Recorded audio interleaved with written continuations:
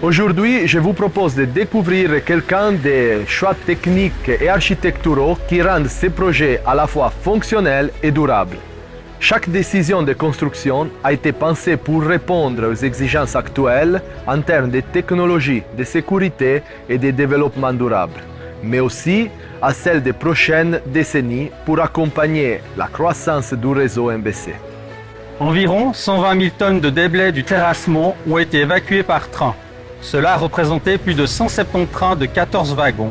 Elles ont évité la circulation de 12 000 trajets en camion, réduisant ainsi du trafic, du bruit et des sources de nuisances sur les routes.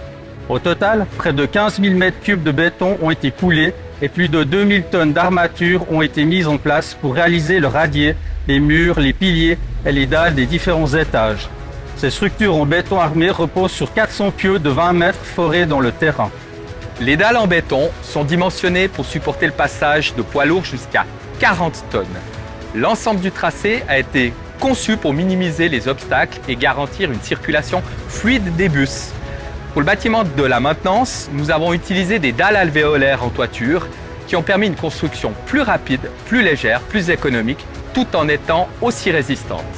Les rampes d'accès ont une inclinaison étudiée pour les manœuvres en toute sécurité, même en hiver.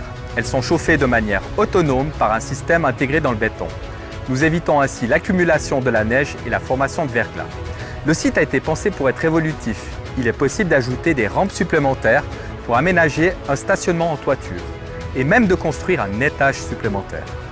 Nous avons installé 60 sondes géothermiques de 250 mètres de profondeur raccordées à 4 pompes à chaleur qui permettront de produire la chaleur nécessaire au bâtiment. La ventilation des différents locaux est garantie par des monoblocs situés en toiture. Le projet est labellisé Minergie P pour tout ce qui concerne les locaux du personnel. En raison de son usage industriel, le projet ne peut obtenir de label SMEO, mais il en suit le fil rouge.